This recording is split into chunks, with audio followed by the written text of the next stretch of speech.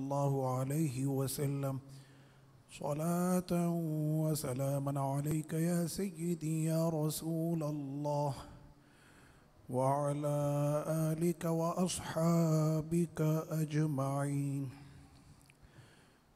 محترم معزز سامعین کرام، اللہ تبارک و تعالیٰ کا کروڑا کروڑ شکر اور احسان ہے کہ اس مالک نے ہمیں ایک مرتبہ پھر پورے سال کی سب سے بڑی نعمت رمضان المبارک کا مہینہ عطا فرمایا، اور یہ ہمارے درس قرآن محبتوں کا پیغام کی یہ پہلی نشست ہے۔ میں دعا گو ہوں کہ اے میرے مالک، تیرے کلام مجید کی محبت میں یہاں پر یہ جتنے بھی لوگ بیٹھے ہیں، اسی طرح ہمیں صاحب قرآن کے سائے میں جنت میں بیٹھنے کی توفیق عطا فرمائے۔ جس کے والد والدہ اور ہمارے جو بھی اس دنیا سے رخصت ہو گئے، اے میرے مالک آج سب کی قبروں کو جنت کا باغ بنا دے۔ قرآن مجید جو کہ 23 سال کے عرصے میں آقا کریم صلی اللہ تعالی علیہ وسلم کے سینہ اقدس پر اترا، وہ کلام کہ اگر وہ محبوب کے سینے پر نازل نہ ہوتا تو اس کلام کو سہنے کی اور برداشت کرنے کی کس میں ہمت اور طاقت ہو سکتی تھی۔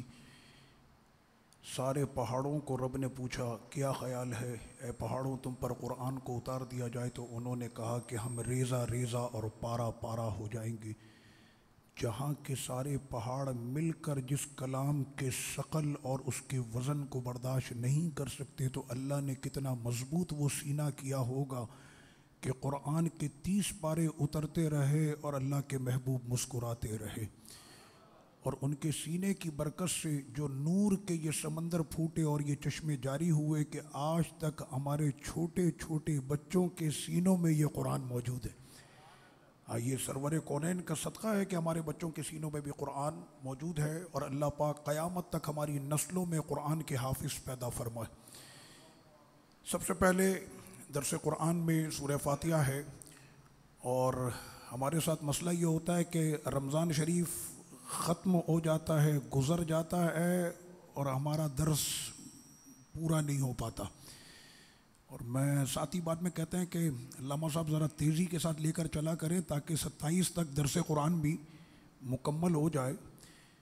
سیدنا مولا کائنات رضی اللہ تعالیٰ عنہ حضرت سیدنا عبداللہ بن عباس رضی اللہ عنہ، اور حضرت عبداللہ ابن عباس رضی اللہ عنہ وہ صحابی ہیں کہ پوری جماعت صحابہ میں سب سے زیادہ قرآن کی سمجھ اگر کسی کو تھی کہ تو عبداللہ ابن عباس کو تھی۔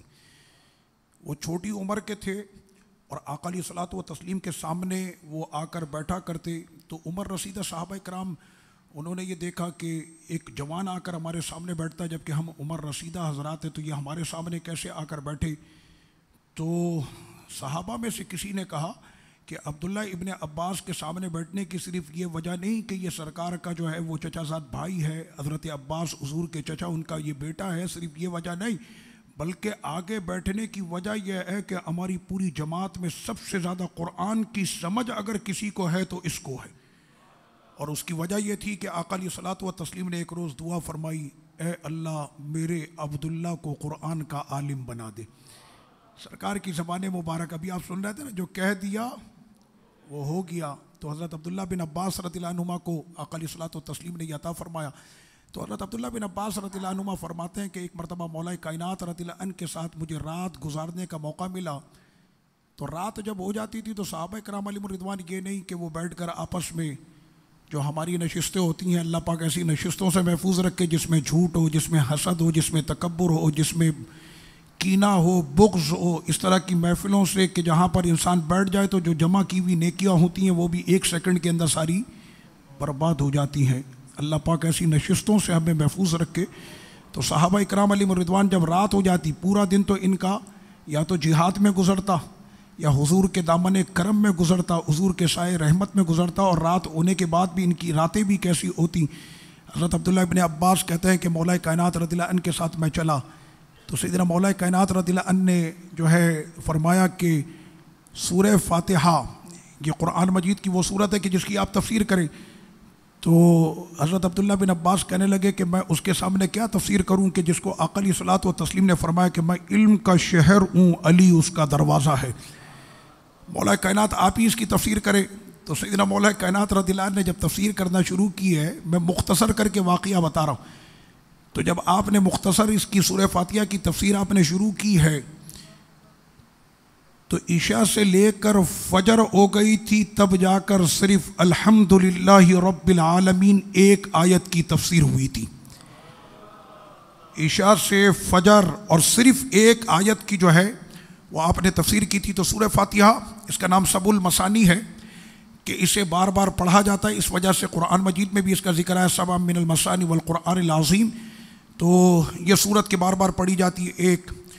اچھا، دوسرا یہ ہے کہ قرآن مجید کی 7 منزلیں، قرآن مجید کے وہ 7 ذکر جو پورے قرآن کے موضوع کو تفصیل کے ساتھ بیان کرتے ہیں، جس کو ہم کہتے ہیں تفصیلی بیان، یہ 30 پاروں کے اندر ہے، اور اللہ نے ان 30 پاروں کو ان 7 آیتوں کے اندر بند کر دیا ہے۔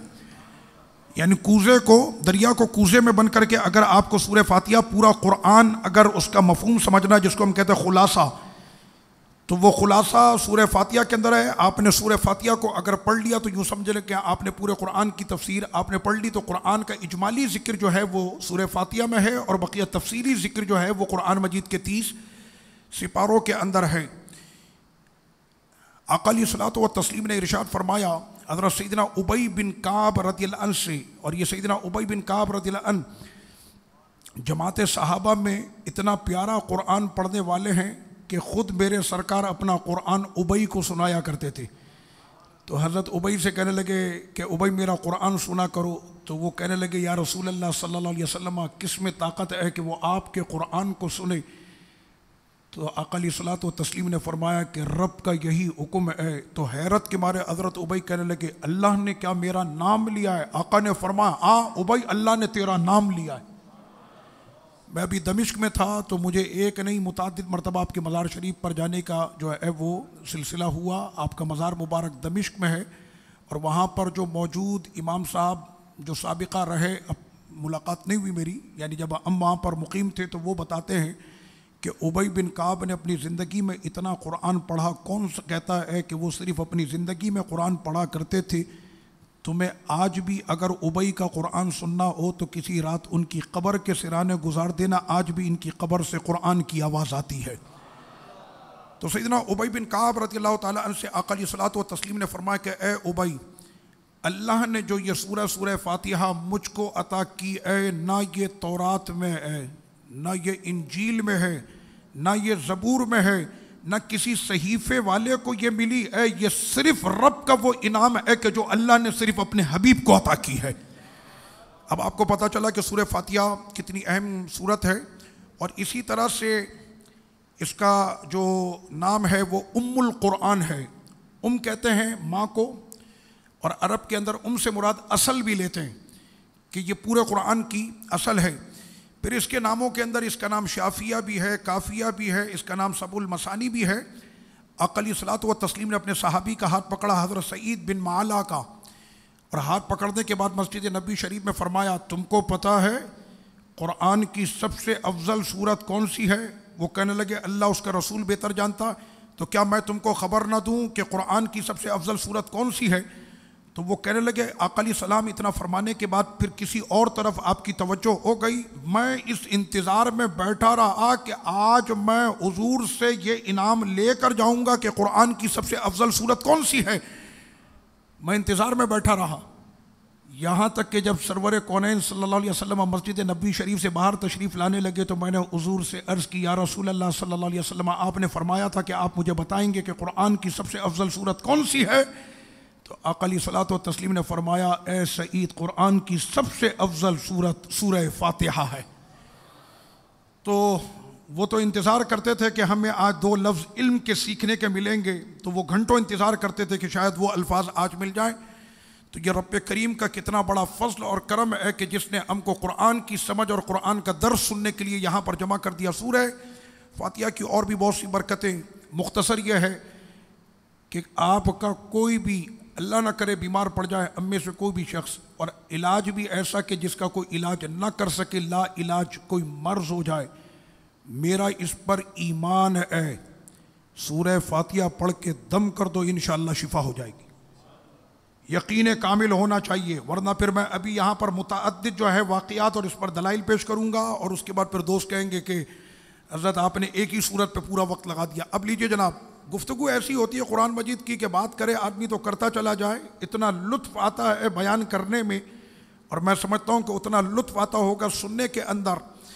تو سورہ فاتحہ کے بعد پھر سورہ بقرہ شریف ہے۔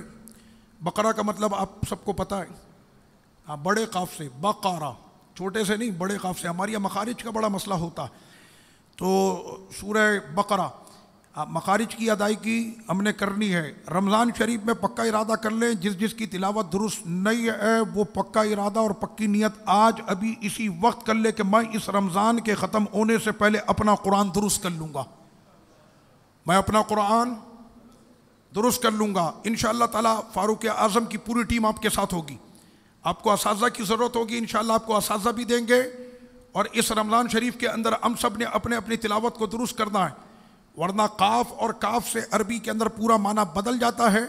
اگر آپ نے قاف کے ساتھ قلب کہا تو اس کا مطلب دل ہے، اور اگر آپ نے چھوٹے کاف سے کہا کلب تو اس کا مطلب ہوتا ہے کتا۔ اب آپ کسی کو کہنا چاہ رہے تھے انت قلبی، آپ میرے دل ہیں یا آپ میرے دل میں ہیں، اور آپ اس کو کہتے ہیں انت کلبی، آپ میرے کتے ہیں، تو عربی زبان کے اندر اتنا مسئلہ ہوتا۔ بقرہ، سورہ بقرہ، سورہ بقرہ سے متعلق میرے آقا علیہ الصلوۃ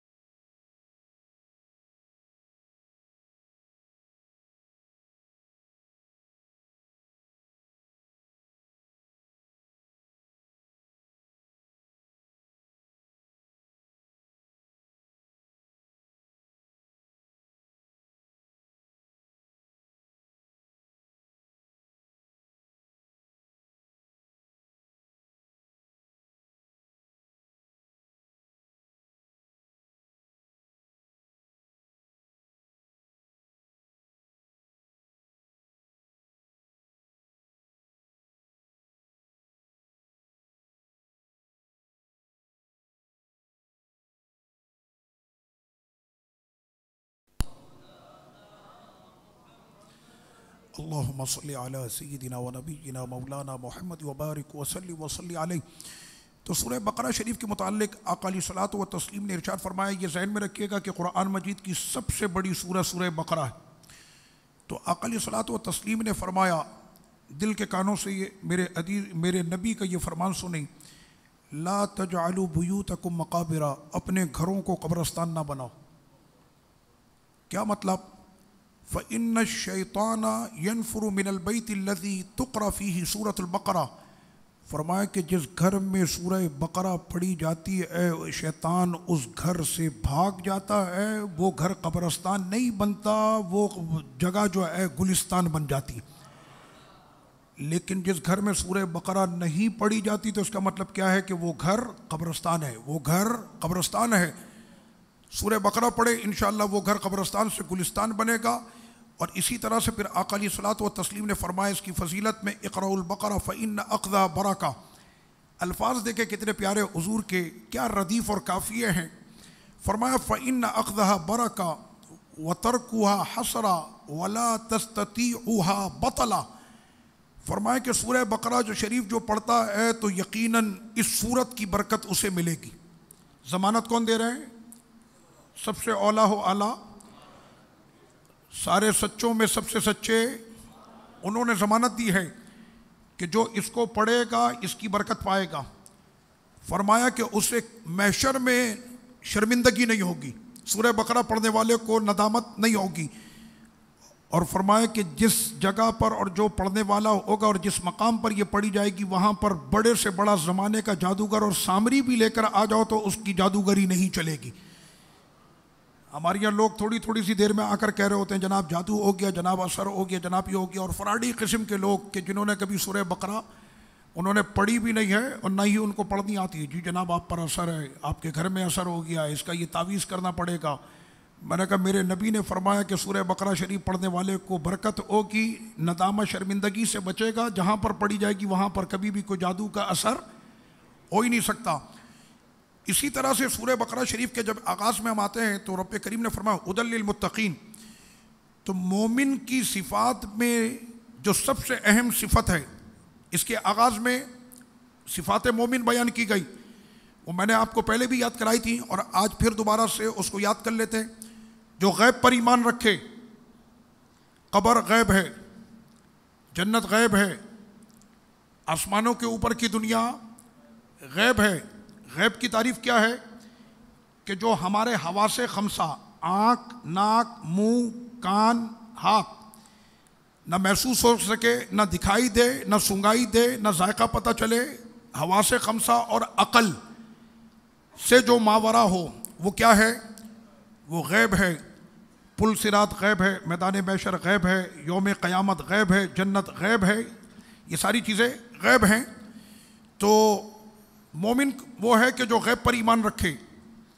آقا علیہ الصلوۃ والتسلیم نے فرمایا کہ سب سے اچھا مومن وہ ہے کہ جس اونٹ کی طرح ہے کہ جس کی لگام اس کے مالک کے ہاتھ میں ہو. وہ اونٹ کہ جس کی لگام مالک کے ہاتھ میں ہو. جس نے کلمہ پڑھ لیا تو پھر وہ یہ نہیں کہہ سکتا کہ میرا جسم میری مرضی، بلکہ وہ کہتا ہے کہ یہ جسم میرا ہے لیکن اس پر حکومت میرے رب کی ہے اور رب کے پیارے حبیب کی ہے. اللہ اور اس کے رسول نے جو فرما دیا وہی ہمارے لیے سب سے اہم ہے. تو یہ مومن کی صفات. تو مومن کی صفات میں رب کریم نے جو پہلی صفت بیان کی، وہ غیب پر ایمان رکھیں گے، وہ نماز قائم رکھیں گے، اللہ نے جو ان کو رزق عطا کیا اس میں سے وہ خرچ کریں گے. تینوں ہو گئی. غیب پر ایمان یاد کر لیں، نماز قائم رکھے گا مومن، اور اللہ نے جو اس کو رزق عطا کیا وہ اس مال میں سے خرچ بھی عطا کرے گا. اور جو آپ سے پہلے نبیوں پر نازل ہوا تورات، زبور، انجیل، وہ اس پر بھی ایمان رکھے گا. اور جو آپ پر نازل ہوا کلام قرآن، وہ اس پر بھی ایمان رکھے گا. اور ساتھ میں قرآن نے یہ نہیں کہا، یہ کہا کہ وما انزل الیک من قبلک، جو آپ سے پہلے اترا اس پر ایمان، اور جو آپ پر اترا اس پر ایمان. جو آپ کے بعد، محبوب آپ کے بعد کوئی اترے گا ہی نہیں. ختم نبوت کا مسئلہ بھی یہاں پر وہ حل ہو گیا. تو یہ ساری صفات بیان کر دی. لیکن ان تمام صفتوں میں سب سے پہلے رب کریم نے مومن کی جو صفت بیان کی وہ کیا ہے؟ ہدی للمتقین. مومن متقی ہوگا. پھر متقین اور تقوی کی تعریف جہاں پر آئی، اب سنیں، میں نے آپ سے پہلے کہا تھا کہ میں تقوی کی تعریف بعد میں کروں گا. سیدنا مولا کائنات رضی اللہ تعالی عنہ کہ جن کی ذات پر تقوی بھی ناز کرتا ہے، او متقیوں کے بادشاہ سیدنا مولا کائنات، صوفیوں کے، درویشوں کے پیشوا بادشاہ. اس لیے جماعت صحابہ میں سب سے زیادہ درویشانہ صفت اگر کسی صحابی میں پائی جاتی ہے تو وہ مولا علی کی ذات ہے. تو سیدنا مولا کائنات رضی اللہ تعالی عنہ نے تقوی کی تعریف کی. فرمایا ہی الخوف من الجلیل والعمل بالتنزیل والرقا بالقلیل، اور آخر میں فرمایا والاستعداد لیوم الرحیل. بڑے مختصر لفظوں کے اندر فرمایا تقوی کی تعریف یاد کریں. ہمیشہ رب ذوالجلال سے ڈرے، خوف الجلیل، اللہ کا خوف رہے. والعمل بالتنزیل، جو نازل ہونے والا کلام ہے اس کے مطابق عمل کرے. اس کے بعد فرمایا کہ تھوڑے پر قناعت کرے، تھوڑے پر والصبر بالقلیل، تھوڑے پر صبر کرے. اور آخری بات کیا فرمائی؟ فرمائی ہمیشہ تیار رہے میدان محشر میں آنے کے لیے، ہمیشہ تیار رہے میدان محشر میں آنے کے لیے. یہ 4 چیزوں کا آپ نے ذکر فرما دیا، ایک مرتبہ پھر یاد کر لیں. اللہ کا خوف، قرآن کے مطابق زندگی، تھوڑے پر صبر کرے اور ہمیشہ تیار رہے میدان محشر میں آنے کے لیے. یہ ہے تقوی کی تعریف، مومن کی صفات اور تقوی کی تعریف کی بات. پھر آگے جو ذکر ہو رہا ہے وہ منافقین کا ذکر ہو رہا ہے. سورہ بقرہ کے دوسرے رکوع میں سارا ذکر جو ہے وہ منافقین کا ہے. تو منافقین کے جہاں پر ذکر آتا ہے تو وہ ساری آیتوں کا میں نے نچوڑ اپنے طور پر کتابت کر کے میں نے لکھ لیا. وہی ترجمے میں جاؤں گا تو وقت کافی لگ جائے گا. اب میں آپ کو منافقین کے وہ صفات جو اس مقام پر رب کریم نے بیان کیے. جو منافق ہوگا وہ بار بار بڑھ بڑھ کر دعویٰ کرے گا میں ایمان والا، میں ایمان والا. آسان لفظوں میں بتا دوں، وہ بار بار پڑھے گا ایاک نعبد و ایاک نستعین. اس کو بتانا پڑتا ہے میں ایمان والا، او بھائی میں ایمان والا. وہ دعویٰ کرے گا سب سے پہلے کہ مجھ سے بڑا ایمان والا کوئی بھی نہیں ہے. دوسرا، وہ ہمیشہ دھوکہ دے گا اور دھوکہ دینے کی کوشش کرے گا. کس کو؟ اللہ کو اور مومنوں کو. بہانہ کیا کرے گا؟ ہیلے اور بہانے کر کے وہ دھوکہ دینے کی کوشش کرے گا اللہ کو اور مومنوں کو. رب نے فرمایا وہ دھوکہ دیتے ہیں اللہ کو حالانکہ وہ خود دھوکے میں ہیں. اور یہاں پر دھوکہ دینے سے مراد اللہ کو انہوں نے دیکھا ہے، اللہ کے حبیب کو وہ دھوکہ دیتے ہیں. تو رب فرماتا ہے میرے حبیب کو یہ دھوکہ نہیں، یہ بلکہ ذات مصطفیٰ کو نہیں، ذات باری تعالیٰ کو دھوکہ دیتے ہیں. تو یہ منافق کی دوسری صفت. تیسری صفت یہ ہے ہمیشہ وہ اس بات کا دعویٰ کرے گا کہ مجھ سے زیادہ اصلاح کرنے والا کوئی ہے ہی نہیں. میں سب سے بڑا مصلح ہوں زمانے کا اور مجھ سے زیادہ شریف آدمی اور اصلاح کرنے والا کوئی ہے نہیں. رب کریم نے فرمایا الا انہم ہم المفسدون. اب یہ چونکہ ہمیں لفظوں کا پتہ نہیں ہوتا نا، الا سنو سنو، تنبیہ کے لیے سنو سنو، انا تاکید بے شک، ہم یہی سارے سب سے بڑے مصلح نہیں سب سے بڑے فسادی ہیں. دعویٰ کس بات کا کرے گا؟ کہ ان سے بڑا کوئی مومن ہے ہی نہیں. قوم یہ سمجھتی ہے کہ جناب یہی سب سے بڑا مومن ہے. اسی وجہ سے منافق کے لیے جو حکم آیا، بڑا سخت حکم قرآن مجید میں آیا ہے کہ کافروں سے جہاد ہوگا اور مومنوں سے صرف منافقوں سے صرف جہاد نہیں بلکہ فرمائے ان پر شدت بھی ہوگی. اس لیے کہ کافر تمہارے سامنے واضح ہوتا ہے لیکن منافق جو ہے وہ تمہاری صفوں کے اندر رہ کر وہ ایسی جڑ کھدائی کرتا ہے کہ نیچے سے تمہاری جڑوں کو کھوکھلا کرتا. تو منافق سب سے بڑا تمہارا دشمن ہے اور وہ سب سے پہلے دعویٰ کیا کرے گا کہ مجھ سے بڑا مسلمان کوئی ہے ہی نہیں. اس کے بعد چوتھی یہ ہے کہ رب کریم نے فرمایا الا انہم ہم المفسدون، ان سے بڑا فسادی کوئی نہیں ہے. اچھا، ہمیشہ مومنوں کا مذاق اڑائیں گے. اب آپ خود اپنے طور پر یہ دیکھ لیں کہ وہ کون لوگ ہیں کہ جنہوں نے اللہ کے پیاروں کا، اللہ کے نیک بندوں کا، عاشقان رسول کا، حضور کے سچے غلاموں کا جنہوں نے مذاق اڑایا ہے. تو رب نے فرمایا کہ ان کی عادت یہ ہوگی کہ وہ مومنوں کا مذاق اڑائیں گے. چلیں جناب چھٹی صفت سنیں. آسان لفظوں کے اندر میں نے لکھ لیا تاکہ بات آپ کے سمجھ میں آ جائے. یو ٹرن لینے کی ان کی بڑی عادت ہوگی. یہ میں نہیں، میں قرآن مجید کہہ رہا ہے. اب وہ یو ٹرن بدر میں بھی لیں گے، احد میں بھی لیں گے. جب بھی مشکل کی گھڑی آئے گی ان کا یو ٹرن تیار ہوگا. ٹھیک ہے. اس کے بعد آگے سنیں. فرمایا ساتویں ہے کہ تکبر کریں گے. منافق متکبر ہوگا، تکبر کرنے والا ہوگا. یہ بھی ہم نے دیکھا کہ جو اب یہ صفتیں میں اس لیے بیان کر رہا ہوں تاکہ اللہ پاک ہمارے دلوں سے ان صفتوں کو نکال دے. اور شروع میں جو 5 صفتیں بیان کی گئی تھی مومنوں کی، وہ صفتیں ہمارے دلوں میں زندہ ہوں اور ان صفتوں سے اللہ پاک ہمیں محفوظ رکھے. وہ تکبر کریں گے. اس کے بعد سنیں 7 کے بعد پھر 8ویں یہ ہے منافق بخیل ہوگا. صدیق اکبر اپنا سب کچھ دینے کے بعد، تن کے کپڑے دینے کے بعد آقا علیہ السلام فرماتے ابو بکر گھر والوں کے لیے کیا چھوڑا؟ کہنے اللہ رسول چھوڑایا. اس میں کوئی شک کر سکتا ہے کہ زمانے میں سب سے بڑا عاشق رسول صدیق اکبر ہے؟ تو صدیق اکبر کہتے ہیں کہ میں صرف عاشق رسول ہوتا ہی وہی ہے کہ جو نبی کے کہنے پر اپنا تن من دھن، اپنے تن کے کپڑے بھی قربان کر دے، وہ عاشق رسول ہے. تو پتہ یہ چلا کہ جو حضور اور حضور کے نام پر خرچ کرنے والے ہیں وہ مومن ہیں، اس لیے کہ مومن بخیل نہیں ہو سکتا، بخیل جو ہوگا وہ کون ہوگا؟ منافق ہوگا۔ اللہ پاک ہم سب کو بخل کے برس سے محفوظ فرمائے۔ یہ منافقین کی میں صفات آپ کو بیان کر رہا ہوں۔ اس کے بعد نوی یہ ہے، منافق جھوٹا ہوگا، جھوٹ بولنے والا منافق ہے۔ اس کے بعد 10ویں صفت خائن، امانت میں خیانت کرے گا۔ 11ویں یہ ہے، جب بھی دین کا کام کرنا ہوگا، نماز روزہ یا دین کا کوئی بھی کام ہے، ناموس رسالت صلی اللہ علیہ وسلم کا مسئلہ ہے، حضور کی عزت پر پہرا دینے کا مسئلہ ہے، سب سے اہم مسئلہ تو یہی ہے نا، دین کا تحفظ، دین کے لیے اپنی قربانی دینا اور دین کے لیے اپنا پرچم اسلام کو بلند رکھنے کے لیے بھلے گردن کٹتی ہے کٹ جائے۔ تو منافق کی عادت ہوگی کہ جب بھی اس طرح کا معاملہ ہوگا تو وہ سستی کا مظاہرہ کرے گا۔ اللہ پاک ہم سب کو دین پر مر مٹنے کا جذبہ عطا فرمائے۔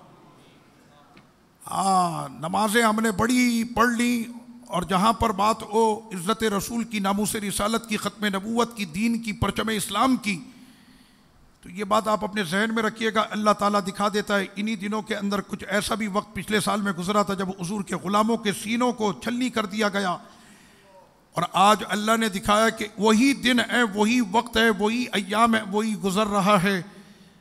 اس ٹائم پر یہ تھا کہ ہم کسی بھی طرح سے فرانس کو ناراض نہیں کر سکتے، اور آج یہی کہا جا رہا ہے کہ یورپ ہمارے خلاف سازش کر رہا ہے۔ دین نے دکھا دیا کہ جو تیرے در سے یار پھرتے ہیں در بدر یوں ہی خار پھرتے ہیں، تو دین کے لیے وہ کبھی بھی سست نہیں ہوگا۔ منافق ہمیشہ بزدل ہوگا۔ یہ ساری باتیں میں قرآن مجید سے آپ کو بتا رہا ہوں۔ منافقوں کی صفت، منافق کیا ہوگا؟ بزدل ہوگا۔ 13ویں منافق، اور اس کے بعد اس کی 13ویں صفت یہ ہے کہ جب بھی بات کرے گا قسمیں کھائے گا، بات کرے گا تو قسمیں کھائے گا۔ اچھا، ایک اور 14ویں صفت بھی ان کی، حق کہنے کی اس میں طاقت نہیں، حق پر قائم رہنے کی اس میں جرت نہیں۔ ہمیشہ اپنی منافقانہ سازش اور پالیسی اس کی یہ رہے گی کہ وہ مکھن پالش کے ذریعے سے اپنے مقام کو پانے کی کوشش کرے گا۔ مومن کی یہ شان ہوتی ہے کہ باطل کے سامنے وہ سر جھکاتا نہیں، بلکہ اس کے گلے پر ہاتھ رکھ کر حق کے پرچم کو بلند کرتا ہے۔ یہ مومن کی شان ہوتی ہے۔ تو یہ ساری صفتیں کس نے بیان کی؟ رب کریم نے قرآن مجید میں منافقین کی تمام صفات کو بیان کر دیا۔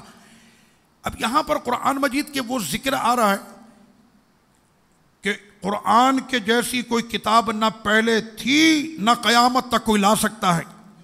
یہ ہے اعجاز قرآن۔ انشاءاللہ اگر آپ کو طاقت اور ہمت اور حوصلہ اور شوق رہے تو فجر کی نماز میں ہمارے ساتھ شامل رہیں۔ اعجاز قرآن پر انشاءاللہ فجر کے درس میں بات کریں گے، اور قرآن کے اتنے اعجاز ہیں کہ نہ کبھی ہم نے پڑھے نہ کبھی ہم نے سنے، لیکن میں آپ کو دعوت درس دیتا ہوں کہ آپ اس درس میں شامل ہوں، پھر آپ کو پتہ چلے گا کہ جس قرآن کو ہم نے اٹھا کر اپنے گھر کے سب سے محفوظ مقام پر اوپر کسی جگہ پر رکھ دیا ہے، جب اس کے اعجاز کو آپ سننا شروع کریں گے تو میرا ایمان ہے کہ آپ کے دلوں کے اندر قرآن کی محبت بیدار ہو جائے گی۔ اس کے بعد پھر یہاں پر آئیے کہ سیدنا آدم علیہ السلام کی تخلیق کا ذکر ہو رہا ہے۔ سیدنا آدم علیہ السلام کو جب رب کریم نے پیدا کرنے کا ارادہ فرمایا، آیت نمبر 30 سورہ بقرہ ہے، تو فرشتوں نے کہا کہ مالک تو ایسوں کو پیدا کر رہا ہے کہ جو زمین میں فساد کریں گے، زمین میں خون بہائیں گے۔ تو رب کریم نے فرمایا کہ اے فرشتوں، جو میں جانتا ہوں وہ تم نہیں جانتے۔ اب مسئلہ کیا تھا؟ فرشتے ہیں نورانی، اور ابلیس اور شیطان جو ہے یہ ہیں ناری، آگ سے بنے ہوئے۔ اب سامنے نورانی مخلوق بھی ہے۔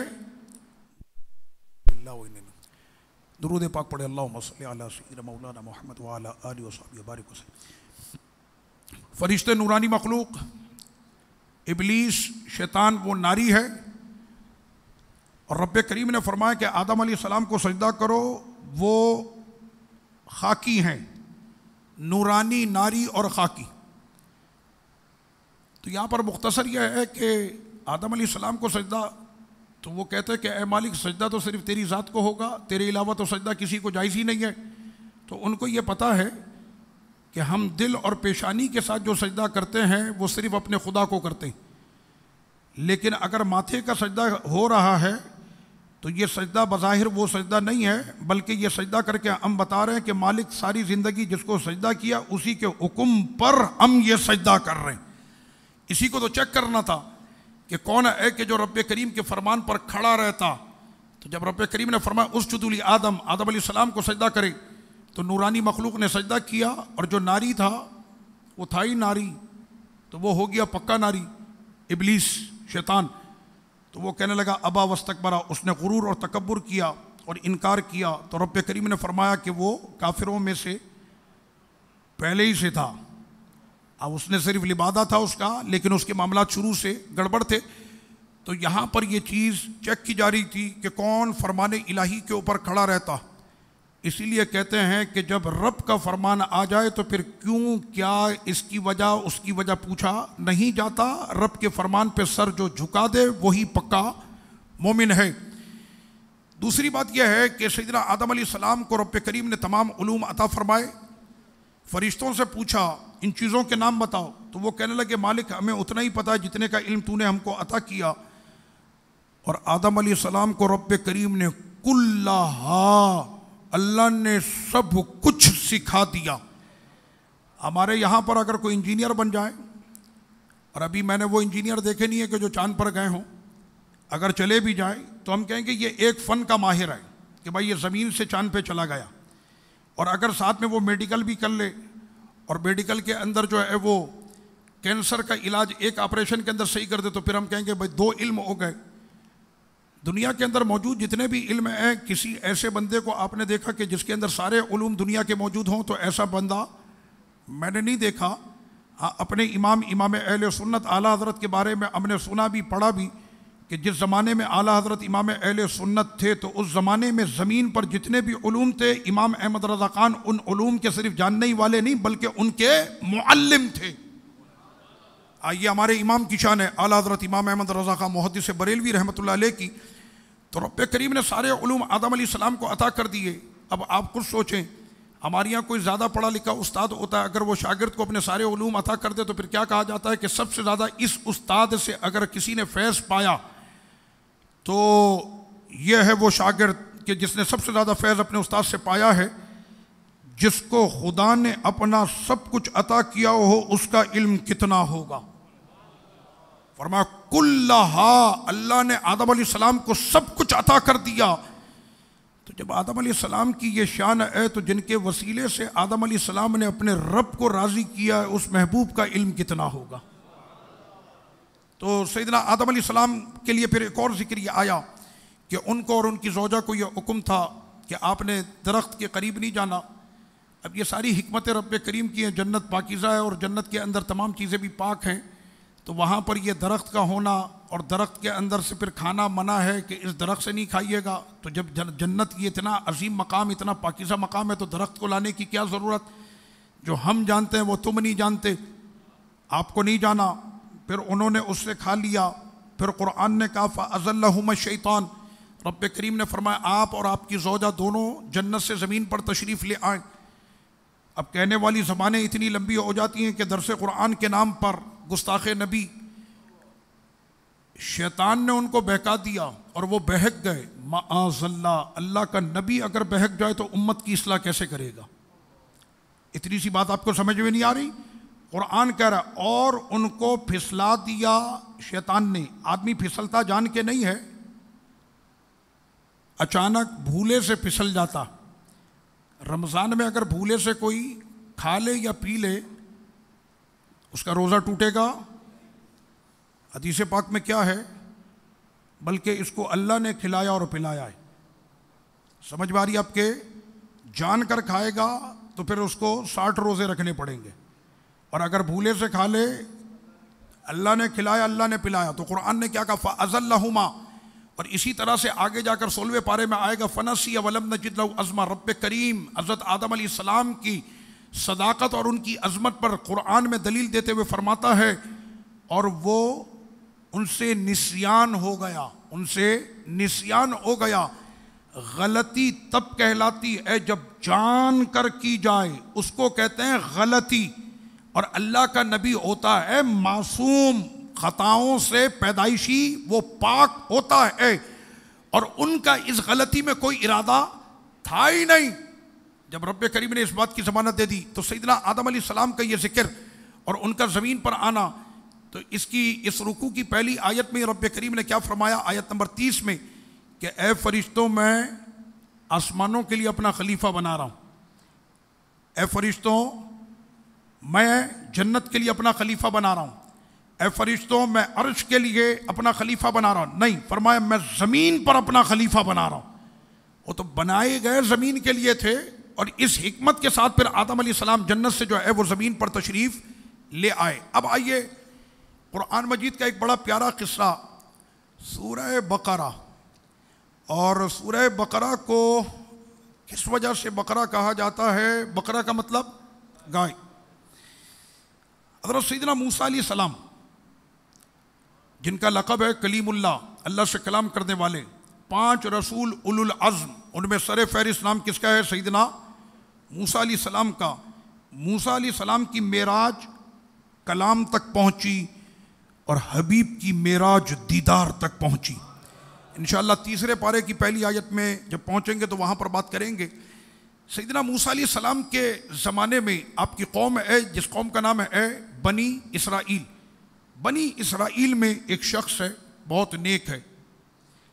یار یہ نیک لوگ بیٹھے ہوئے ہیں آستانوں کے اندر، یہ نیک لوگ بیٹھے ہوئے ہیں اپنی گدڑیوں کے اندر، اپنے خیموں کے اندر۔ آقا علیہ الصلوۃ والتسلیم نے فرمایا کہ یہ دنیا میں کسی کے دروازے پر چلے جائیں تو لوگ دھتکار دیتے ہیں، لیکن اگر یہ کسی بات پر قسم کھا لے تو میرے نبی نے فرمایا اللہ تقدیر کو بدل کے ان کی بات کو پورا کرتا، لیکن شرط یہ ہے کہ اللہ کا ولی ہو۔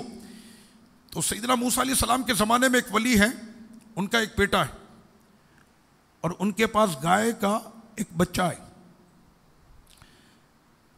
وہ نیک بندہ انتقال کر گیا، بچے کے سر پر باپ کا سایہ چلا گیا۔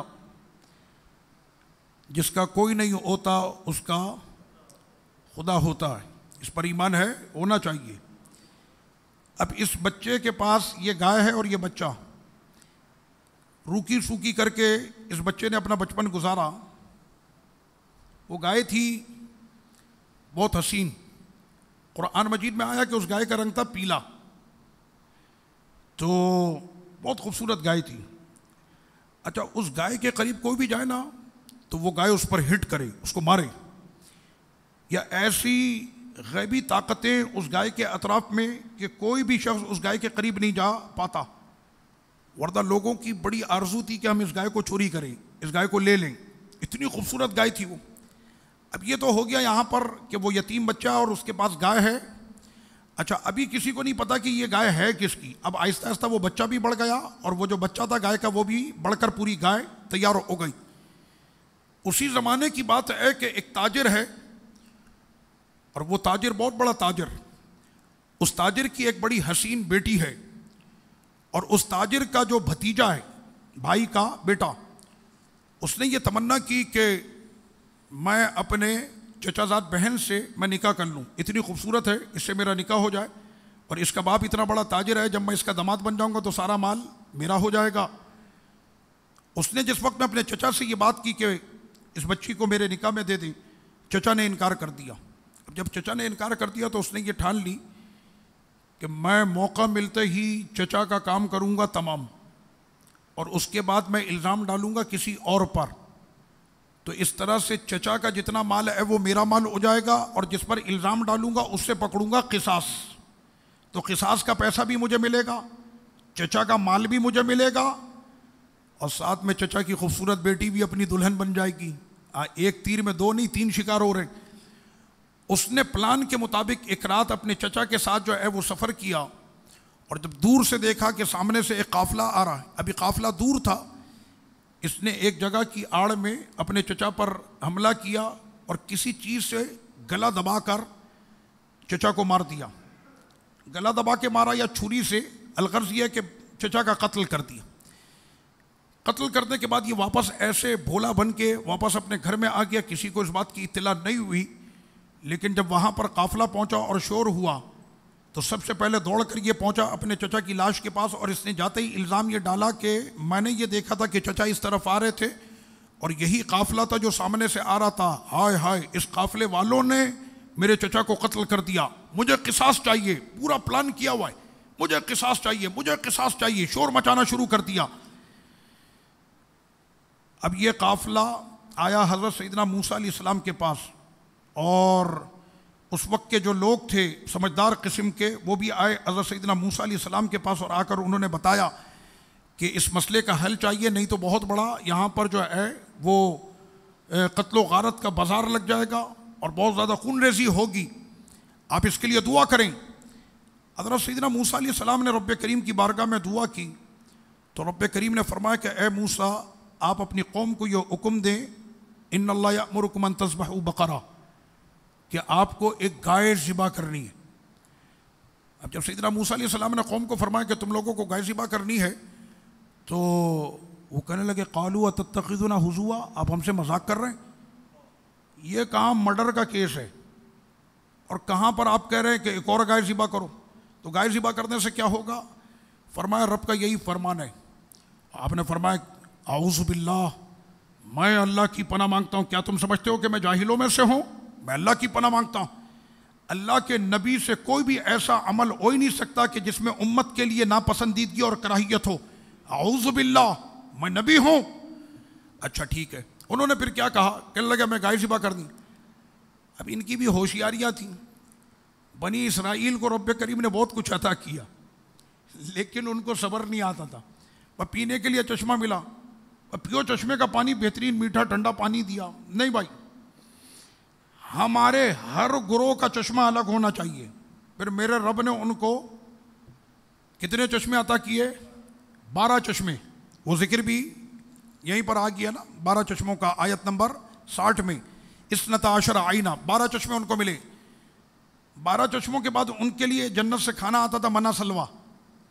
لن نصبر علی طعام واحد، ایک کھانے پہ صبر نہیں کریں گے، کہنا پھر اترو، کھیتی باڑی کرو، محنت کرو، زمین کی کھدائی کرو، پھر تم کو لہسن ادرک پیاز سب کچھ ملے گا۔ پھر ان کو یہ بھی کام شروع کر دیا انہوں نے۔ اب آیا مسئلہ کہ مرڈر ہو گیا، قاتل کا پتہ نہیں چل رہا، مقتول کی وجہ سے بہت بڑی جنگ سامنے کھڑی ہو سکتی ہے۔ سیدنا موسیٰ علیہ السلام سے کہا، آپ نے فرمایا گائے ذبح کرو۔ کہنا اچھا گائے ذبح کرنی، بس سیدھا سیدھا جاؤ، کوئی بھی گائے مل جائے اس کو ذبح کر دو۔ واپس آئے، گائے کیسی ہوگی؟ اب وہ جتنے سوال کرتے تھے نا، ان پر اتنی پابندیاں لگتی تھی۔ اسی وجہ سے آقا علیہ السلام نے فرمایا کثرت سوال سے بچو۔ یہ ہمارے یہاں بعض لوگوں کی عادت ہوتی ہے، سوالات بہت کرتے ہیں۔ اچھا سوالات کے ساتھ ساتھ وہ شکی مزاج ہوتے ہیں، وضو ہوا کہ نہیں ہوا، 6 کلی کر لی، اس کے بعد بھی کہہ رہا ہے شاید یہ والا کونا خشک رہ گیا۔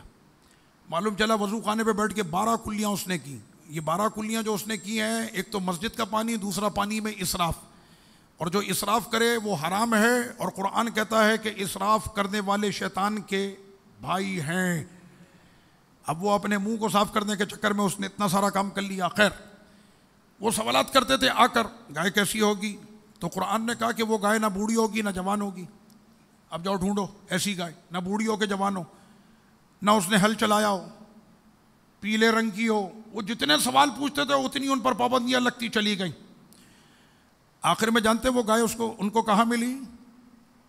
اب یہ گائے بڑی ہو چکی تھی، اس یتیم کی گائے، جس کا کوئی نہیں ہوتا اس کا خدا ہوتا ہے۔ اس بچے نے اپنی زندگی کیسے گزار لی تھی۔ اب اس گائے کے قریب کوئی بھی آتا تو گائے اس کو مارتی تھی، لیکن جب یہ جوان ہو کر اس گائے کے قریب آیا تو آج پہلی مرتبہ پورا بنی اسرائیلی قوم دیکھ رہے تھے کہ اس گائے نے، جس نے ہمیشہ سب کو ٹکریں ماری ہیں، اس ولی کے بچے کو دیکھ کر اس گائے نے سر جھکا دیا، اور لوگ سمجھ گئے کہ یہ گائے اسی کی ہے۔ اب وہ گائے ان کے پاس جتنے صفات سیدنا موسیٰ علیہ السلام نے بیان کیے تھے، وہ تمام کے تمام صفتیں جو پائی جاتی وہ اسی گائے میں پائی جاتی۔ قوم آ کر کہنے لگی 10 گائے لو، یہ ہمیں دے دو۔ کہنے نہیں، 10 گائے پر اس کا سودا نہیں ہوگا۔ کہنا اچھا، مختصر میں آپ کو بتا رہا ہوں، گفتگو بڑی طویل ہے۔ ایسا کرو، اس گائے کو رکھو ایک پلڑے میں، دوسرے پر سونا رکھو، جتنا وزن گائے کا اس کے برابر سونا دیتے ہیں گائے دے دو۔ مختصر یہ کہ اس گائے کا جتنا وزن تھا 10 گنا سونا اس لڑکے کو دے کر پھر گائے حاصل کی گئی۔ اب پتہ چلا رب کریم نے کتنا ایک گائے کے اندر اس کو عطا کیا۔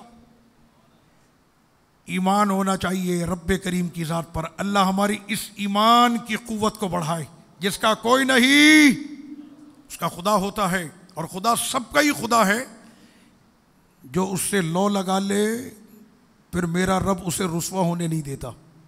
اب بس اس سے لو پکی ہونی چاہیے۔ مشکل کی گھڑی میں اپنے رب کو یاد کریں، ہر گھڑی کریں، لیکن مشکل کی گھڑی میں جب آپ یاد کریں گے تو میرا رب فرماتا ہے کہ میرا بندہ کہے اور میں لبیک نہ کہوں، یہ کیسے ہو سکتا؟ سب سے زیادہ محبت اگر کائنات میں کوئی آپ سے کرتا ہے تو آپ کا خدا کرتا۔ تو ایسے وقت میں وہ گائے پھر ان کو ملی، انہوں نے اس گائے کو پھر ذبح کیا، اور ذبح کرنے کے بعد پھر حکم تھا کہ اس کے جسم کا ایک ٹکڑا نکال کر اس مردے کو مارا جائے، اور مردہ زندہ ہو کر اپنے قاتل کا نام بتائے گا۔ تو انہوں نے گائے کی دستی کا ٹکڑا نکالا تھا، اور وہ جو مردہ تھا اس کے دونوں کاندھوں کے بیچ میں گوشت کا وہ ٹکڑا جب مارا ہے، دونوں کاندھوں کے بیچ میں، وہ مردہ زندہ ہو گیا۔ وہ مردہ زندہ ہوا، اور اس نے پھر اپنے قاتل کا نام بتایا، اور اس کے بعد پھر عدالت لگی، اور اس کے اندر اس بھتیجے کے سر کو کاٹا گیا۔ خون کا بدلہ خون ہے، اور اس طرح سے یہ پورا جو قبیلہ تھا وہ قتل و غارت گری سے اور بنی اسرائیل میں ہونے والی جو خون ریزی تھی ان تمام سے یہ لوگ بچ گئے۔ سوال یہ ہوتا ہے کہ وہ گائے بھی مردہ ہے اور جس کو مار رہے ہیں وہ بھی، اور یہ واقعہ کسی من گھڑت کتاب کا نہیں ہے، اس کتاب کا ہے کہ جس کے آغاز میں رب نے فرمایا کہ اس میں تو شک کی جگہ ہی نہیں ہے۔ اس کتاب کا یہ واقعہ میں آپ کو سنا رہا ہوں۔ گائے بھی مردہ اور جس کو ٹکڑا مارا وہ بھی مردہ۔ تو بنی اسرائیل میں ولی کے گھر میں پلنے والی گائے کے گوشت کے ٹکڑے میں اتنی طاقت ہے کہ مردے کو مار دے تو زندہ ہو جائے۔ ارے جس خاک پہ میرے آقا چلے ہیں اس مدینہ طیبہ کی مٹی میں کتنی طاقت ہوگی۔ یہ مسئلہ قرآن مجید سے ہمارے سامنے آیا، اور اس طرح سے یہ خوبصورت واقعہ، اور اس گائے کی وجہ سے، اس ولی کی گائے کی اس وجہ سے اتنی بڑی سورت کا نام بقرہ ہو گیا۔ اس کے بعد پھر بہت سے واقعات، لیکن ابھی بھی میں دیکھ رہا ہوں کہ ہمارا وقت جو ہے وہ کافی تیزی کے ساتھ جا رہا ہے۔ یہاں پر ایک مسئلہ یہ ہے، آیت نمبر 83 میں، یہ قرآن مجید میں مختلف مقام پر آپ کو یہ ذکر ملتا رہے گا کہ اللہ کریم نے جہاں پر بھی اپنی عبادت کا ذکر کیا تو وہیں پر والدین کے ساتھ اس نے سلوک کا ذکر کیا ہے۔ ایک نئی بات ہو رہی ہے کہ وہاں پر رب کریم نے والدین سے اس نے سلوک کا ذکر کیا، اور اس نے سلوک کا ذکر کس وجہ سے کیا؟ تو مفسرین فرماتے ہیں کہ یہ دو ایسے اوصاف ہیں کلی اور جزئی، کہ آگے والے کی نسبت پیچھے کے ساتھ ہے اور پیچھے والے کی نسبت آگے کے ساتھ ہے۔ کیا مطلب؟ رب کریم نے فرمایا کہ ہم نے بنی اسرائیل سے یہ وعدہ لیا کہ تم عبادت کرو گے تو صرف خدا کی عبادت کرو گے، ایک بات صرف خدا کی عبادت ہوگی۔ انہوں نے ٹھیک ہے، اور اپنے والدین کے ساتھ اس نے سلوک کرو گے۔ وجہ کیا ہے اس نے سلوک والدین کے ساتھ؟ پہلی بات تو یہ ہے کہ رب کریم کے بعد اس کائنات میں سب سے زیادہ شکر کے اگر کوئی لائق ہیں تو وہ ہمارے ماں باپ ہیں۔ اللہ سب کے ماں باپ کی عمر کو دراز فرمائے، اور جن کے ماں باپ قبروں میں جا پہنچے رب کریم آج رمضان کی پہلی رات کی برکت سے ان کی قبروں کو نور علی نور کرے۔ وجہ یہ ہے کہ عام طور پر بچہ سب سے زیادہ محبت کرتا ہے اپنی ماں سے۔ میں غلط تو نہیں کہہ رہا، ماں سے بڑی محبت ہوتی ہے بچے کو، کیونکہ ماں کے ساتھ جو بچپن سے وہ چپکتا ہے تو اس وجہ سے ماں سے بڑی محبت ہوتی ہے۔ یہ ایک جرنلی بات ہے کہ ماں سے محبت ہوتی۔ پھر ماں کے بعد اگر دیکھا جائے تو باپ سے محبت ہوتی ہے۔ اچھا، کچھ جگہوں پر میں نے یہ دیکھا کہ باپ سے زیادہ محبت ہوتی ہے، اور میرا اپنا تجربہ یہ ہے کہ بیٹیاں باپ سے بنسبت بیٹوں کے زیادہ محبت کرتی ہیں۔ یہ میں اپنے تجربے کی بات کر رہا ہوں۔ تو رب کریم نے فرمایا کہ والدین کے ساتھ اس نے سلوک کرو۔ آنکھ کھولی ماں کو دیکھا، آنکھ کھولی باپ کو دیکھا۔ محبت کس سے ہوئی؟ ماں اور باپ سے۔ یہ کون ہیں؟ یہ وہ ہیں کہ جن کے سبب اللہ نے مجھ کو دنیا میں زندگی عطا کی ہے۔ رب نے فرمایا جب ان سے اتنا پیار تم کو ہے کہ جو تمہارے ماں باپ ہیں ان سے اتنا پیار ہے، جن کے سبب تم دنیا میں آئے ہو ان سے تمہیں اتنی محبت ہے تو جو حقیقت میں تمہارا پیدا کرنے والا ہے پھر اس سے کتنی محبت ہونی چاہیے.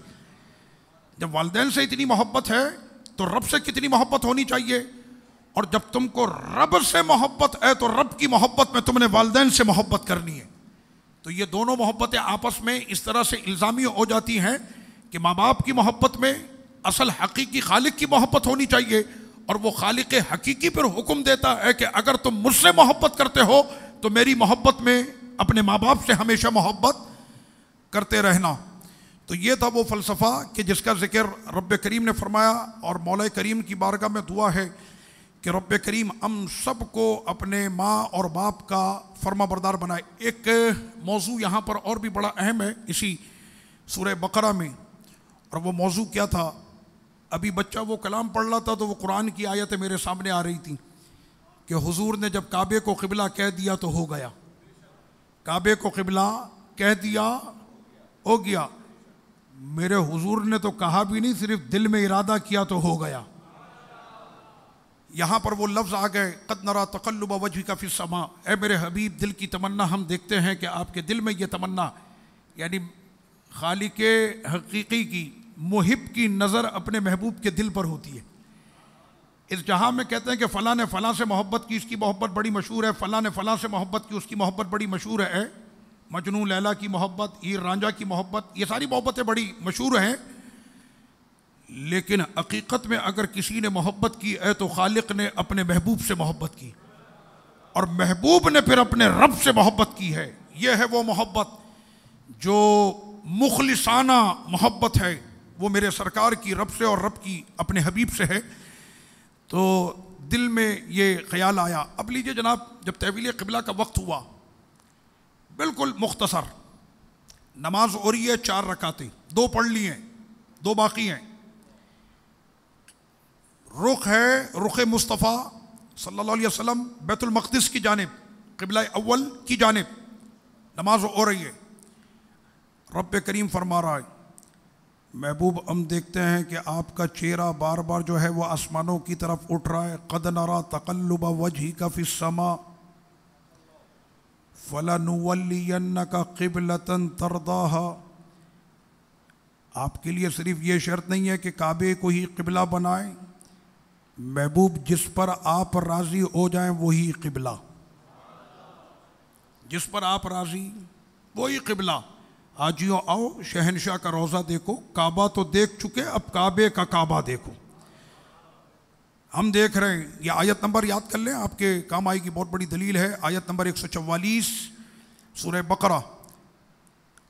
اب امام کا رخ ادھر ہے, پیچھے صحابہ کے پیچھے عمر وہ خواتین, پیچھے بچے.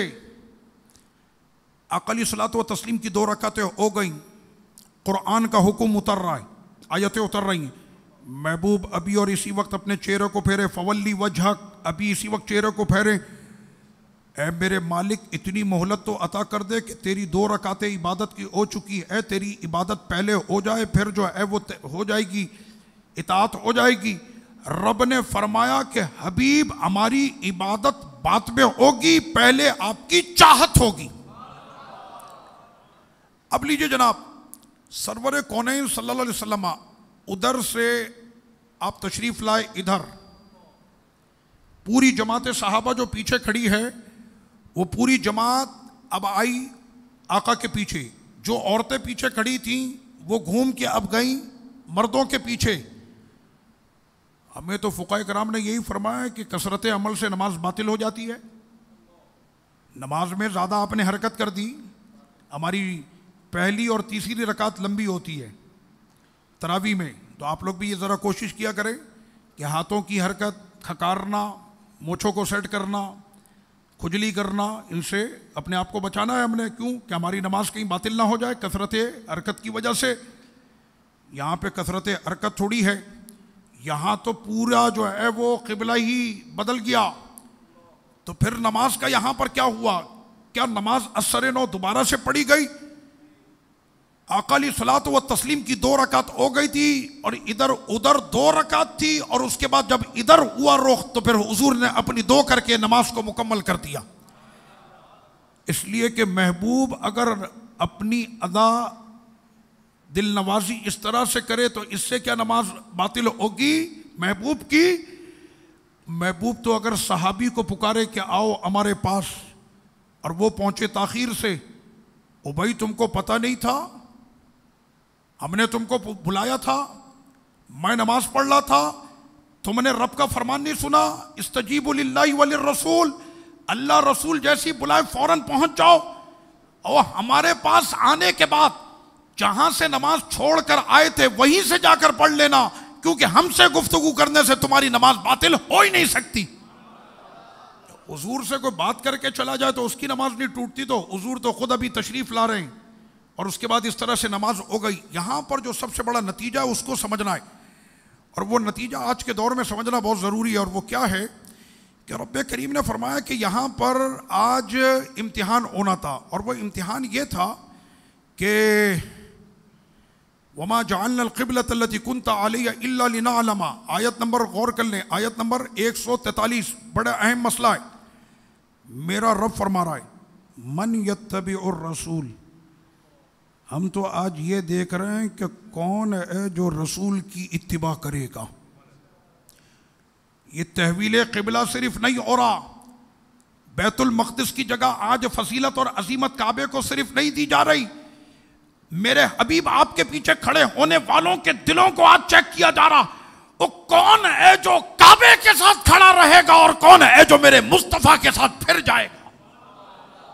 من یتبع الرسول ممن ینقلب علی عقبیہ، کون ہے کہ جو کعبے کے ساتھ یعنی بیت المقدس کے ساتھ کھڑا رہے گا، اور کون ہے کہ جو میرے حبیب کے ساتھ اپنے چہرے کو گھمائے گا۔ رب نے فرمایا وَإِن كَانَتْ لَكَبِيرَةً إِلَّا عَلَى الَّذِينَ هَدَى اللَّهُ، یہ معاملہ تو بہت بڑا تھا، نہیں ہو تو ہمارے قاری سلمان صاحب سے آپ پوچھیں یا ہمارے مؤذن صاحب سے، اگر یہ 15 منٹ نماز کے آگے بڑھائیں اور ایک دن پہلے قوم کو خبر نہ دیں، قوم پہنچ گئی 8:30 بجے عشاء کی جماعت میں، پتہ یہ چلا کہ جماعت 8:45 پہ، پھر وہ مؤذن صاحب سے کہیں گے مؤذن صاحب اعلان نہیں کیا آپ نے، بتایا نہیں، ہم 15 منٹ پہلے آ گئے۔ ارے 15 منٹ پہلے اگر آ گئے، صرف وقت بدلنا ہو تو ایک دن پہلے بتانا پڑتا ہے، یہاں وقت نہیں بدلا جا رہا، پورا قبلہ بدلا جا رہا ہے، اور قبلہ بھی اچانک بدلا جا رہا ہے، اور رب اس میں یہ فرما رہا ہے کہ ہم اس میں بھی امتحان لے رہے ہیں کہ کون ہے جو بیت المقدس کے ساتھ کھڑا رہا اور کون ہے جو میرے حبیب کے ساتھ پھر گیا۔ معاملہ بہت بڑا تھا لیکن ہم نے چیک کیا، اور وہی کامیاب ہوتے ہیں جو میرے حبیب کے ساتھ چلے جاتے۔ اب پتہ چلا کہ بیت المقدس کی فضیلت ہے تو حبیب کی وجہ سے، کعبے کو فضیلت ملی تو حبیب کی وجہ سے۔ اسی پر امام اہل سنت نے کہا غور سے سن تو رضا، کعبے سے آتی ہے صدا، میری آنکھوں سے میرے پیارے کا روضہ دیکھو۔ یہ تو جہاں پر محبوب چلے جائیں وہ جگہ سب سے زیادہ فضیلت والی ہے۔ باتیں بہت ساری ہونی تھی اور آخری بات کر کے میں گفتگو ختم کر رہا ہوں، اور ایک نئی بات، ہم لوگ اپنے بچوں کو بچپن سے سمجھاتے کہ بیٹا سچ بولنا، بیٹا ہمیشہ حلال کھانا، پاک چیزیں کھانا، غلط چیزوں سے ناپاک چیزوں سے بچنا۔ اور دور حاضر میں تو اتنا پرفتن یہ دور ہے، تو اس دور پرفتن میں اپنی اولادوں کو ہم نے بچا کر رکھنا ہے۔ وہی گھر محفوظ رہیں گے کہ جن گھروں میں درس قرآن اور درس فرمان مصطفیٰ ہو۔ اس کے علاوہ اگر کوئی یہ کہے کہ جناب میں نے ترقی کر لی، جناب میرے بچے بہت زیادہ ٹیکنالوجی اور بہت بڑی جو ہے وہ صلاحیت کے مالک ہو گئے، دین کے بغیر اگر کوئی یہ بات کہہ دے تو میں اس کی ایک ذرے کو بھی نہ مانوں۔ ترقی تو دامن مصطفیٰ میں ہے، اور نہیں ہے تو ابھی آپ پاکستان کا جو اس ٹائم اسلام آباد کا ٹیمپریچر چل رہا ہے وہ آپ لوگوں کے سامنے ہے کہ سارے پڑھے لکھوں کی لینگویج ذرا چیک کریں آپ۔ ہمیں کہا جاتا ہے جناب بات کرنے کی تمیز نہیں ہوتی، یہ مولوی لوگ ان کو تمیز نہیں ہے۔ میں نے کہا آپ تو بڑے ایجوکیٹڈ لوگ ہیں، تو ابھی وہ ساری ایجوکیشن آپ کی کہاں چلی گئی، اور جس طرح کی بازاری گفتگو اس وقت میں کی جا رہی ہے، میں نے کہا یہ تو خوش نصیبوں کی بات ہوتی ہے، کوئی کرسی پہ مرتا ہے، کوئی اپنے محبوب آقا پہ مرتا ہے۔ یہ تو خوش نصیبی کی بات ہے کہ جس کو جس طرح سے مل جائے۔ تو رب کریم نے یہاں پر ہمارے لیے یہ ذکر بھی کیا. ابھی یہ پیچھے جو ایک ذکر گزرا تھا آیت نمبر 122 میں، حضرت سیدنا یعقوب علیہ السلام کے جب وصال کا وقت ہوا نا، ہمارے یہاں جب کسی کو موت آتی ہے یا موت کے قریب پہنچتا ہے تو وہ کیا کہتا ہے؟ بھائی سب کو جمع کر لو، تمہارے اتنے پلاٹ، تمہارے اتنے بنگلے، تمہارا اتنا بینک بیلنس، اس کو اس طرح لے لینا، اس کو اس طرح، میں نے یہ ساری وصیت کر دی ہے. آپ کسی عمر رسیدہ سے پوچھیں نا کہ آپ کی کیا تمنا ہے؟ بس چھوٹے پوتے کے سر پہ سہرا دیکھ لوں. ارے بڑھاپے میں بھی تم کو سہرا دیکھنے کی پڑی ہوئی ہے. حضرت سیدنا یعقوب علیہ السلام کے وصال شریف کا ذکر ہو رہا ہے آیت نمبر 122 سورہ بقرہ میں. اذ حضر یعقوب الموت، جب موت سیدنا یعقوب علیہ السلام کے پاس آئی تو انہوں نے اپنے بیٹوں کو جمع کیا. یہ ذہن میں رہے کہ باپ بھی نبی ہے، بیٹے بھی نبی ہیں، لیکن اس باپ نے سوال کیا کیا اپنے بیٹوں سے؟ ما تعبدون من بعدی، میرے بعد تم کس کی عبادت کرو گے؟ اوہو، یہ تھا سوال، میرے بعد کس کی عبادت کرو گے؟ تو انہوں نے کہا قالوا نعبد، ہم عبادت کریں گے الہک، آپ کے رب کی. اور جو ہمارے چچا ہیں سارے نبی، اسماعیل، اسحاق، یہ ان کی رب کی، ہم ان کی عبادت کریں گے. اب سمجھ میں آ رہی ہے آپ کے؟ تو یہ ہوتی ہے وصیت. یہ ہمارے اکابر ہم کو سمجھا رہے ہیں، نبی اور آل نبی کا یہ گھرانہ، کہ اولاد بھی نبی ہے، والد بھی نبی ہیں، لیکن وہاں پر بھی سوال یہ ہو رہا ہے.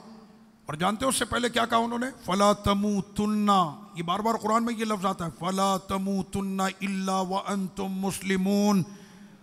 مرنا تو سب نے ہے، لیکن مرو تو مسلمان ہو کر مرنا، مرنا تو مسلمان ہو کر مرنا. تو اب یہاں پر رب کریم نے فرمایا، نصیحت کا یہ انداز ہوتا ہے. اپنے بچوں کو ہمیں چاہیے کہ ہم اپنے قریب کر کے نا ان کو یہ سکھایا کریں، بیٹا عقیدہ کیا ہے، بیٹا سنت کیا ہے، بیٹا فرض کیا ہے. 4 یاروں کے بارے میں تم کو پتا ہے، پنجتن پاک کے بارے میں تم کو پتا ہے، اہل بیت سے مراد ہمارا کیا عقیدہ ہے، صحابہ اکرام علیہم الرضوان سے ہماری محبت اور ہماری عقیدت کیا ہے. افسوس کے ساتھ ہمارے گھروں کے اندر اب یہ جو معاملات ہیں بہت دور ہوتے چلے جا رہے ہیں. دنیا اور ٹیکنالوجی میں تو ہم بہت آگے چلے گئے، لیکن دین کا پرچم ہم سے بہت دور ہوتا چلا گیا. میرا رب تو ہم سے اتنی محبت کرتا ہے، اور ڈاکٹر نہیں کہتا پلیز آپ کو یہ مرض ہو گیا ہے، آپ اس کے اندر ابھی جو ہے بریانی، قورمہ اور جتنے بھی روغن والے کھانے یہ سارے آپ پر بند کر دیے گئے، اگر آپ کھائیں گے تو اس کے نتائج پھر یہ ہوں گے. ارے آپ نے بد پرہیزی کی تھی، یہ دیکھیں بد پرہیزی کا نتیجہ کیا نکلا، آپ کا لیور خراب ہو گیا تو آپ کو یہ پرابلم ہو گئی. یہ تو 70 سال کی عمر میں ڈاکٹر بتاتا ہے نا. میرے رب نے تو پیدا ہونے سے پہلے کلام میں یہ فرما دیا، او پیارے جب بھی کھانا تو پاکیزہ کھانا، اور جب بھی کھانا تو حلال کھانا، تمہارے کمانے کا طریقہ بھی حلال ہو، اور جہاں پر تم خرچ کر رہے ہو وہ بھی حلال ہو اور وہ پاکیزہ ہو. ایک بات، کسب حلال، کمانے کا طریقہ بھی حلال ہو، خرچ کرنے کا طریقہ بھی حلال ہو. دوسرا، رب کریم نے جتنی بھی نعمتیں عطا کی ان تمام نعمتوں پر اپنے رب کا شکر ادا کرنا. یہ قرآن آپ سے مطالبہ کر رہا ہے، جتنی مرتبہ بھی کھانا کھائیں، کچھ بھی کھائیں اور پئیں، پہنیں، تو اس وقت میں کیا کہیں؟ الحمدللہ والشکر للہ، الحمدللہ والشکر للہ. عربی میں اگر یاد نہیں ہوتا، اے میرے مالک تیرا کروڑا کروڑ شکر ہے، اے میرے مالک تیرا کروڑا کروڑ کرم ہے کہ تو نے ہمیں درس قرآن میں بیٹھنے کی سعادت عطا کی. یہ تیرا کرم نہیں تو کیا ہے؟ ورنہ تو لوگ تراویح پڑھنے کے بعد اتنی سپیڈ میں جاتے، اور جانے کے بعد یہ نہیں، ہمارے یہاں ساتھ میں یہ بھی ہوتا، اب بھائی 37 رکعتیں پڑھ کے آ رہا ہوں. تو یہ رب کریم کا شکر ادا کریں، یہ میرے رب کی توفیق سے ہے. مجھے لوگ دیکھ کر کہتے ہیں کہ جناب آپ نے تراویح کا اتنا پارہ پڑھا، اتنی رکعتیں پڑھی، اس کے بعد پھر آپ کا درس بھی ہو رہا ہوتا، پھر فجر میں بھی آپ چل رہے ہوتے ہیں. میں نے کہا یہ میرے رب کا فضل ہے، یہ میرے رب کا کرم ہے، ورنہ میری کوئی طاقت، میری کوئی استطاعت نہیں. چھوٹا سا دماغ، چھوٹی سی زبان اور چھوٹا سا دل ہے. یہ رب کی طاقت اور یہ قرآن کی روحانیت ہے کہ رمضان شریف کے اندر رب کریم اور زیادہ طاقت عطا کر دیتا. اس کے بعد کیا ہے؟ ہمیشہ اپنے رب کا شکر ادا کرے. مومنوں پر واجب ہے کہ ہر نعمت پہ اپنے رب کا شکر ادا کرے. ایک چیز یہاں پر ذکر ہوئی، اب آ جائیں وہ ذکر میں کر رہا ہوں، اس آیت کو میں پڑھ رہا ہوں. آیت نمبر ہے 173. بے شک اللہ نے تم پر حرام کیا مردہ، خون، خنزیر کا گوشت اور وہ جانور کہ جس پر اللہ کے سوا کسی اور کا نام لیا جائے۔ کتنی چیزیں ہوئیں، توجہ کریں، مردہ، خون، خنزیر کا گوشت اور جس پر اللہ کے سوا کسی اور کا نام لیا جائے۔ کتنی چیزیں ہوئیں؟ 4۔ اگر ذکر یوں آتا کہ تم پر پالک بھی حرام، تم پر آلو بھی حرام، تم پر پیاز بھی حرام، تم پر لہسن بھی حرام، تم پر گوشت بھی حرام، گائے بھی حرام، بکرا بھی حرام، یہ سب کچھ حرام، اور صرف تم لوگوں نے دلیا کھانا ہے، یہ حلال ہے، پھر قوم کا کیا حال ہوتا؟ میرے رب نے فرمایا میں نے جتنی بھی نعمتیں تمہارے لیے بنائی ہیں سب تمہارے لیے حلال ہیں۔ سمندر میں کروڑا قسم کی مچھلیاں سب تمہارے لیے حلال ہیں۔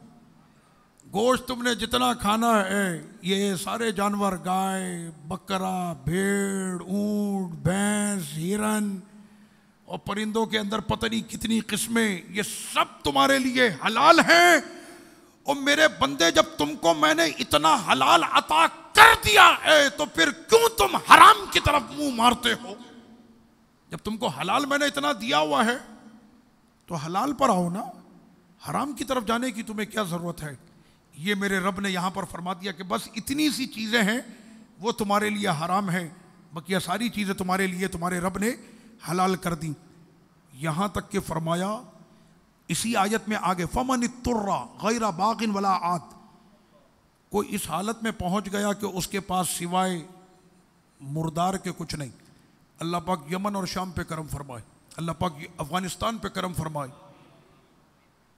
یمن کے بچے اس وقت گھاس کھا رہے ہیں، اللہ پاک ان پہ کرم فرمائے۔ یمن کے اس وقت حالات بہت خستہ، لیکن انشاءاللہ کرم ہوگا اور بالائے کرم ہوگا، کیونکہ میرے سرکار نے انہی دونوں ملکوں کے لیے تو دعا فرمائی، اے اللہ ہمارے شام میں برکت عطا فرما، ہمارے یمن میں برکت عطا فرما۔ تو انشاءاللہ ایسی برکت ہوگی، اور یہاں پہ برکت سے مراد وہ برکت ہے کہ جب جہاں میں کفر پھیل رہا ہوگا تو شام اور یمن میں ایمان ہوگا۔ سرکار نے یہ فرمایا۔ تو ایسی کیفیت ملک شام کے اندر بھی رہی جنگ کے دنوں میں۔ مجھے اس بات کی اطلاع ہے کہ لوگوں نے مردار بلی کھائی ہے، مردار کتا کھایا، تو میرے رب نے فرمایا کہ میں اپنے بندے کو مرنے نہیں دوں گا، اگر وہ اس کیفیت میں پہنچ گیا کہ اس کے پاس مردار کے سوا کچھ بھی نہیں ہے تو اتنا اس میں سے بھی کھا لے کہ میرا بندہ مرے نہیں جی جائے، اس کی بھی اجازت دے دی۔ میرا بندہ مرنا نہیں چاہیے۔ تو وہ ظالم حکمران کہ جنہوں نے قوم کو بھوکا مار دیا، وہ ظالم لوگ کہ جنہوں نے اپنی اولادوں کو پالنے کے لیے ہزاروں کی اولادوں کے سروں سے انہوں نے رحمت کے سائے چھین لیے، ان پر کیسا قہر ہوگا۔ جب خدا اپنے بندوں سے اتنی محبت کرتا ہے تو جو اس کے بندوں پر جبر اور ظلم کرے تو اللہ کا قہر ان پر کیسا نازل ہوگا۔ کہ میرے پیارے مرنا نہیں، اگر تم مردہ کھا کے بھی جی سکتے ہو میں تمہیں اجازت دیتا ہوں کہ مردہ کھا لینا اور اپنی جان بچا لینا، رب نے یہ فرما دیا۔ لیکن ساتھ میں یہ فرمایا کہ ایسا نہیں ہے کہ اس کو عادت بنا لینا، عادت نہیں، صرف وقتی ضرورت کے لیے۔ اور آخری بات یہاں پر یہ ہوئی تھی کہ اور وہ جانور تمہارے لیے حرام ہے کہ جس پر اللہ کے سوا کسی اور کا نام ذبح کرتے وقت دیا جائے۔ لوگ اس مسئلے کے اندر نادانی سمجھتے ہیں اور وہ یہ کہتے ہیں کہ جناب آپ نے اس نیت کے ساتھ گائے پالی کہ 12ویں شریف جب آئے گی تو میں اپنے نبی کا جشن ولادت مناؤں گا اور میلاد مصطفیٰ صلی اللہ علیہ وسلم میں یہ گائے میں ذبح کروں گا، اور ذبح کرتے وقت اس نے کہا بسم اللہ اللہ اکبر، اور یہ کہہ کر وہ گائے ذبح کی۔ آپ بولیں حلال ہے کہ حرام ہے؟ آپ لوگ سب کہہ رہے ہیں حلال ہے، لیکن ہمارے یہاں اس مسئلے کو یوں بھی بیان کیا جاتا کہ چونکہ آپ نے اس گائے کو بچپن سے اس نیت سے پالا تھا، جب وہ چھوٹی سی گائے تھی تو آپ نے اس نیت سے پالا تھا کہ میں اس کو میلاد شریف میں ذبح کروں گا تو اس پر اللہ کے سوا کسی اور کا نام آ گیا، لہٰذا اس گائے کا گوشت کھانا حرام ہے۔ تو میں پھر یہ پوچھتا ہوں کہ یہ صاحب کون ہے؟ کہنے یہ میرا بیٹا ہے۔ میں نے وہ گھر میں جو کھانا پکا رہی ہے، کہنے وہ میری بیوی ہے۔ اچھا یہ جو آپ نے عید الاضحیٰ پر گائے خریدی ہے یہ کس کے نام پر قربان کریں گے؟ تو کہا کہ 4 بیٹوں کے نام پر اور 2 بیٹیوں کے نام پر اور 1 میرے نام پر. ارے میں نے کہا کہیں پر تو آپ اللہ کا ذکر ہی نہیں کر رہے, ہر جگہ پہ غیر اللہ ہی ہو رہا ہے. تو بات آپ کے سمجھ میں آ گئی. صرف سمجھانے کے لیے یہ مسئلہ میں نے آپ کے سامنے پیش کیا تھا. اصل میں دلوں کے جو مرض ہیں اللہ پاک ان مرضوں سے محفوظ رکھے. وہ شروع میں آیا تھا ذکر, میں نے نہیں کیا تو اب کر دیتا ہوں. فی قلوبہم مرض, سنا تھا پہلی رکعت میں میں نے یہ آیت پڑھی تھی. اور ان کے دلوں میں مرض ہے. آپ جانتے ہیں وہ مرض کیا ہے؟ مفسرین اکرام یہ فرماتے ہیں کہ جس وقت میں چمن رسالت کے وہ چمکتے ستارے صحابہ اکرام علیہم رضوان حضور کے لعاب کو ہاتھوں میں لے کر جب اپنے چہرے پر ملتے تھے تو حضور کے گستاخ منافق جو ہیں ان کے دل مرض میں چلتے تھے. تو رب نے فرمایا کہ یہ وہ مرض ہے کہ جس کو ہم ختم ہونے نہیں دیتے بلکہ اور بڑھاتے ہیں. آپ اپنے نبی سے پیار کرتے رہیں, ولیوں سے پیار کرتے رہیں, اہل بیت صحابہ سے محبت کرتے رہیں. انشاءاللہ تعالی ہماری محبت بڑھتی رہے گی, منافقوں کے دل جلتے رہیں گے. اور مومن ہوتا وہی ہے کہ جو اپنے مومن بھائی کا دل خوش کرے اور منافقوں کے دلوں کو جلائے, وہی مومن ہوتا ہے. رب کریم ہم سب کو سچا مومن بنائے. وما علیہ الا البلاغ.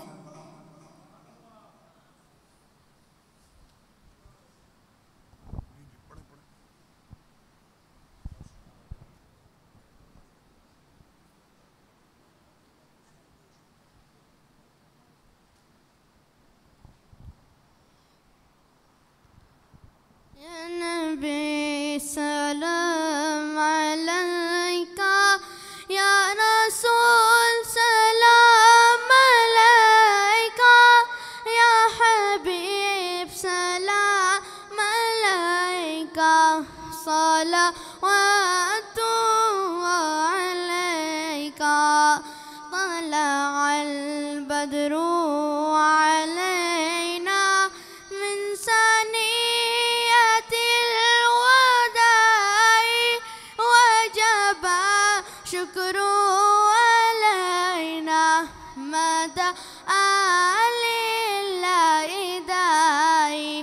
یا حبیبی یا رسول اللہ, یا نبی سلام علیکہ, یا رسول سلام علیکہ, یا حبیب سلام علیکہ, صلوات اللہ علیکہ.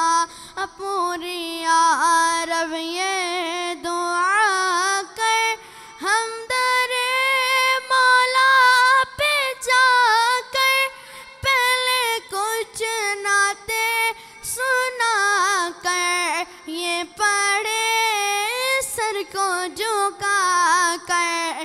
یا حبیبی یا رسول اللہ, یا نبی سلام علیکہ, یا رسول سلام علیکہ, یا حبیب سلام علیکہ, صلوات علیکہ. اللہم صلی علی سیدنا و نبینا و مولانا محمد وبارک وسلم وصلی علیہ. اے میرے مالک, یہ مبارک مہینہ, یہ مبارک جگہ, تیرا گھر, یہ مبارک گھڑی, رمضان کی پہلی رات, وہ بھی اب اپنے نصف کو پہنچ رہی ہے جہاں تیرے کرم کی بارشیں ہو رہی ہیں. اے مالک, ان بارشوں کے قطرے ہم کو بھی عطا کر دے. وہ نور کی بارش جو ابھی برس رہی ہے, یقیناً اس جگہ پر برس رہی ہے, اے میرے مالک سب کو اس کی برکتیں عطا کر دے. بہت سے لوگ پریشان ہیں باہر ملکوں کے اندر, شام میں, یمن میں اور دیگر بہت سی جگہوں پر. اے میرے مالک ان کی غیب سے مدد فرما. بہت سے امراض میں مبتلا ہیں اور ان کے پاس علاج کے لیے پائی پیسہ نہیں ہے. اے میرے مالک ان کو بغیر علاج کے شفا عطا کر دے.